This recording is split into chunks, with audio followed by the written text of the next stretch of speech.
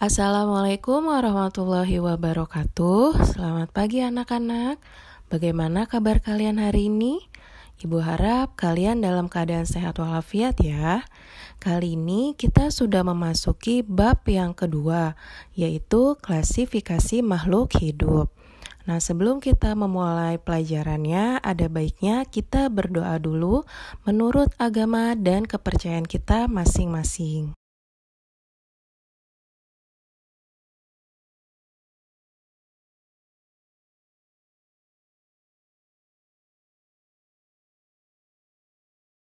Nah, subbab yang akan Ibu jelaskan pada hari ini adalah yang pertama, ciri-ciri benda di lingkungan sekitar kita.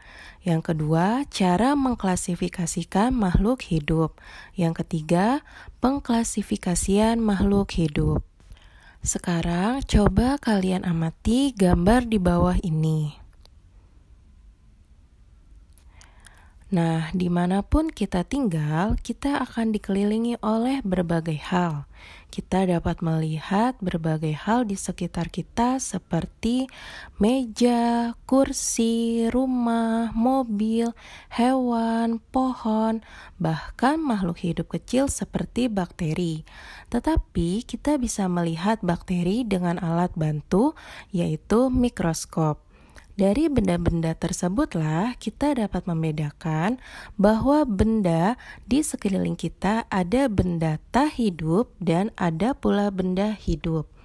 Benda hidup kita kenal dengan istilah makhluk hidup. Jadi, seperti pada bab yang pertama yang telah kita pelajari, bahwa objek di sekitar kita terdiri dari komponen biotik dan komponen abiotik, di mana komponen biotik itu adalah semua makhluk hidup, sedangkan komponen abiotik adalah makhluk tak hidup atau benda mati. Untuk selanjutnya, yaitu cara mengklasifikasikan makhluk hidup. Bagaimana ya kita mengklasifikasikan makhluk hidup? Yang pertama, kita harus tahu dulu ciri-ciri makhluk hidup. Nah, ciri-ciri makhluk hidup yang pertama adalah bernafas. Bernafas adalah menghirup udara yang mengandung oksigen dan mengeluarkan udara yang mengandung karbon dioksida. Untuk bernafas, makhluk hidup dilengkapi dengan alat-alat pernafasan. Pada manusia, alat pernafasannya adalah paru-paru. Hewan-hewan yang hidup di darat pada umumnya bernafas dengan paru-paru. Sedangkan hewan yang hidup di air bernafas dengan insang. Nah, bagaimana ya pada tumbuhan? Jika pernafasan pada manusia dan hewan mudah diamati, kalian tidak dapat melihat proses pernafasan pada tumbuhan. Tumbuhan mengambil oksigen dan mengeluarkan karbon dioksida sebagian besar melalui lubang-lubang kecil pada permukaan daun yang disebut mulut daun atau stoma. Dalam bentuk jamaknya disebut dengan stomata. Sebagian besar stoma terletak di permukaan bawah daun. Tumbuhan juga mengambil oksigen melalui lentisel yang terdapat di batang. Ciri makhluk hidup yang kedua adalah memerlukan makanan dan minuman. Untuk memperoleh energi, makhluk hidup memerlukan makanan dan minuman. Untuk menghasilkan energi, makhluk hidup juga memerlukan makanan yang akan dioksidasi oleh oksigen. Makanan berfungsi untuk pertumbuhan dan mengganti sel-sel atau bagian tubuh yang rusak. Nah, pada tumbuhan dapat membuat makanan sendiri dengan bantuan sinar matahari. Proses itu disebut dengan fotosintesis. Tumbuhan dapat membuat makanan sendiri karena di daun terdapat klorofil atau zat hijau daun yang dapat menyerap energi dari sinar matahari.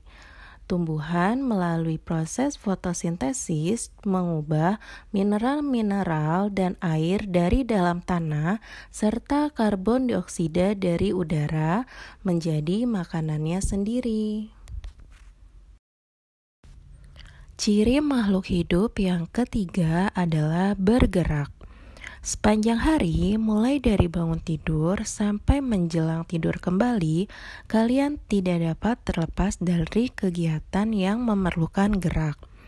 Gerak merupakan perubahan kedudukan dari posisi semula. Gerak pada manusia dan hewan pada umumnya mudah diamati karena berpindah tempat. Gerak pada manusia dan hewan terjadi karena adanya kerjasama antara tulang, otot, dan sendi. Nah, sedangkan gerak pada tumbuhan umumnya sulit diamati karena tidak dapat bergerak secara aktif. Gerak tumbuhan yang mudah diamati adalah gerak si kejut atau putri malu. Pada putri malu akan segera mengatupkan daunnya jika kalian menyentuhnya atau kalian membuat getaran di dekatnya. Ciri makhluk hidup yang keempat adalah tumbuh dan berkembang. Pertumbuhan adalah proses bertambahnya ukuran yang meliputi tinggi, berat, dan besar. Pertumbuhan merupakan proses yang bersifat irreversibel atau tidak dapat balik. Artinya, makhluk hidup yang sudah tumbuh tidak akan mengecil lagi. Pada manusia dan hewan, pertumbuhan akan berhenti setelah mencapai usia tertentu. Pada laki-laki akan berhenti mengalami pertumbuhan setelah berusia lebih kurang 25 tahun. Sedangkan pada perempuan setelah berumur lebih kurang 21 tahun. Nah, sedangkan berkembang adalah proses bertambah dewasa. Proses ini tidak dapat diukur. Makhluk hidup seringkali dikatakan dewasa kalau sudah siap untuk berkembang biak. Contoh berkembang misalnya pada kupu-kupu. Awalnya kupu-kupu itu bertelur. Telur tersebut kemudian menetas menjadi ulat, lalu menjadi kepompong. Kepompong berubah bentuk menjadi kupu-kupu muda dan akhirnya berkembang menjadi kupu-kupu dewasa. Ciri makhluk hidup yang kelima adalah berkembang biak atau reproduksi. Kemampuan makhluk hidup untuk memperoleh keturunan disebut berkembang biak atau reproduksi. Berkembang biak bertujuan untuk melestarikan keturunan agar tidak punah. Sebagai contoh, kamu lahir dari ayah dan ibu. Ayah dan ibumu masing-masing juga mempunyai orang tua yang kamu panggil kakek dan nenek. Ciri makhluk hidup yang keenam adalah peka terhadap rangsang. Kemampuan menanggapi rangsangan disebut iritabilitas. Iritabilitas merupakan kemampuan makhluk hidup untuk menanggapi rangsangan.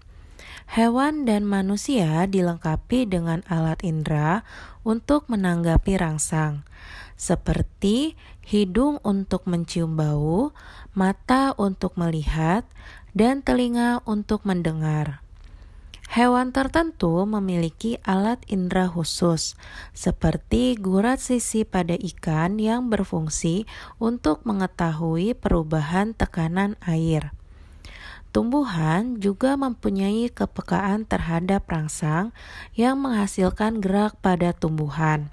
Rangsang tersebut dapat berasal dari sentuhan, cahaya matahari, air, zat kimia, suhu, dan gravitasi bumi. Ciri makhluk hidup yang ketujuh adalah menyesuaikan diri terhadap lingkungan. Kemampuan makhluk hidup untuk menyesuaikan diri dengan lingkungan disebut dengan adaptasi. Contohnya, kaktus yang beradaptasi dengan daun berduri dan batang yang menyimpan air. Kedua, teratai memiliki daun yang lebar dan tipis. Ketiga, bunglon yang memiliki kemampuan mimikri agar mirip dengan lingkungannya. Pernahkah kalian menemani ibu kalian ke pasar? Jika pernah, pasti kalian tidak akan asing dengan beraneka ragam sayur, bumbu dapur, dan buah yang dijual di sana. Agar para pembeli mudah menemukan buah, pedagang akan meletakkan buah di keranjang yang sama. Misalnya, ada keranjang khusus yang memuat tomat, cabai, buncis, jeruk nipis, mentimun, atau labu kuning. Penempatan buah, bumbu dapur, dan sayur sejenis dalam keranjang yang sama dapat disebut dengan tindakan penggolongan atau pengelompokan atau pengklasifikasian. Dengan pengklasifikasian tersebut, pedagang maupun pembeli lebih cepat menemukan barang yang dibutuhkan. Nah, jadi klasifikasi makhluk hidup adalah suatu cara mengelompokkan makhluk hidup berdasarkan kesamaan ciri yang dimiliki. Tujuan umum mengklasifikasikan makhluk hidup adalah untuk mempermudah mengenali, membandingkan, dan mempelajari makhluk hidup. Sedangkan tujuan khusus dari klasifikasi makhluk hidup adalah yang pertama, mengelompokkan makhluk hidup berdasarkan persamaan dan perbedaan ciri-ciri yang dimiliki. Yang kedua, mendeskripsikan ciri-ciri suatu jenis makhluk hidup untuk membedakannya dengan makhluk hidup dari jenis yang lain. Yang ketiga, mengetahui hubungan kekerabatan antar makhluk hidup. Yang keempat, memberi nama makhluk hidup yang belum diketahui namanya. Selanjutnya, apa ya yang menjadi dasar klasifikasi makhluk hidup? Nah, dasar-dasar klasifikasi makhluk hidup yang pertama adalah klasifikasi makhluk hidup berdasarkan persamaan dan perbedaan yang dimilikinya. Yang kedua, klasifikasi makhluk hidup berdasarkan ciri bentuk tubuh atau disebut juga morfologi dan alat dalam tubuh yang disebut juga dengan anatomi. Yang ketiga, klasifikasi makhluk hidup berdasarkan manfaat, ukuran, tempat hidup, dan cara hidupnya. Meskipun Aristoteles merupakan ahli pertama yang melakukan klasifikasi makhluk hidup secara sistematis, namun yang mendapat julukan Bapak Taksonomi adalah Carolus Linnaeus. Kelebihan Carolus Linnaeus dibandingkan para ahli sebelumnya adalah karena ia memperhatikan urutan atau tingkatan kelompok makhluk hidup yang disebut dengan takson. Nah, tingkatan takson pada tumbuhan dan hewan dapat kalian lihat pada tabel di bawah ini. Pada urutan takson itu dimulai dari yang paling tertinggi adalah kingdom dan urutan yang paling terendah adalah spesies. Untuk takson hewan dimulai dari kingdom, phylum, kelas, ordo, family, genus, spesies. Sedangkan pada takson tumbuhan dimulai dari kingdom, divisi, kelas, ordo, family, genus, spesies. Nah, yang membedakan antara takson tumbuhan dan takson hewan adalah pada takson hewan setelah kingdom itu adalah phylum. Sedangkan pada takson tumbuhan setelah kingdom adalah divisi. Urutan tersebut didasarkan atas persamaan ciri yang paling umum. Kemudian, makin ke bawah persamaan ciri semakin khusus dan perbedaan ciri semakin sedikit. Selanjutnya, kira-kira apa ya yang menjadi kriteria klasifikasi pada tumbuhan dan hewan? Untuk kriteria klasifikasi pada tumbuhan, yang pertama adalah organ perkembangbiakannya, apakah dengan spora atau dengan bunga. Yang kedua, habitusnya, apakah berupa pohon, perdu, atau semak. Yang ketiga, bentuk dan ukuran daun. Yang keempat, cara berkembang biak, apakah dengan seksual, generatif, atau aseksual vegetatif. Sedangkan kriteria klasifikasi pada hewan yang pertama adalah saluran pencernaan makanan. Hewan tingkat rendah belum mempunyai saluran pencernaan makanan. Sedangkan hewan tingkat tinggi mempunyai lubang mulut, saluran pencernaan, dan anus. Yang kedua, kerangka atau skeleton. Apakah kerangka di luar tubuh atau exoskeleton atau di dalam tubuh endoskeleton? Yang ketiga, anggota gerak. Apakah berkaki 2, 4, atau tidak berkaki? Kunci determinasi memuat sejumlah keterangan mengenai ciri-ciri suatu jenis atau kelompok makhluk hidup.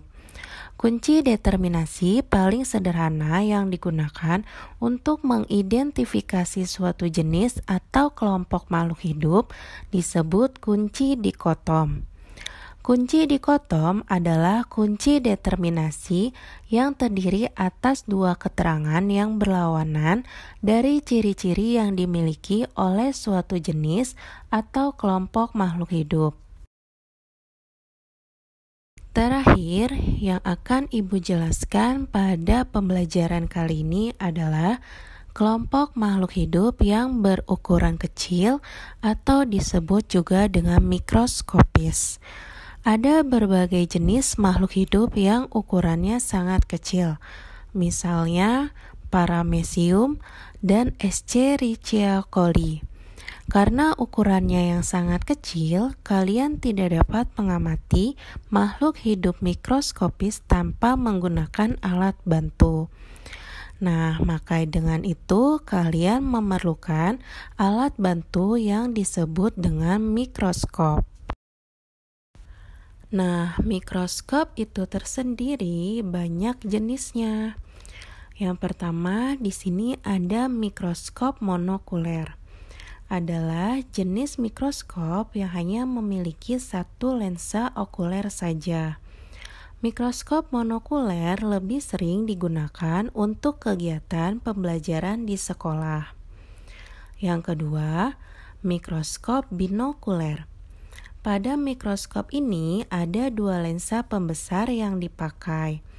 Pemakaian dua lensa pembesar membuat mikroskop jenis ini bisa melihat objek mikroskopis yang lebih kecil, seperti bakteri, virus, dan yang lainnya. Untuk penggunaannya, mikroskop binokuler biasa digunakan untuk keperluan media dan penelitian lainnya. Ketiga, ada mikroskop elektron. Sesuai dengan namanya, mikroskop ini menggunakan elektron sebagai pengganti cahaya. Dengan penggunaan elektron, mikroskop ini berfungsi untuk melihat objek dengan pembesarannya hingga jutaan kali lipat. Ya, sekian materi yang dapat Ibu jelaskan. Semoga kalian paham ya yang Ibu jelaskan tadi. Wassalamualaikum warahmatullahi wabarakatuh.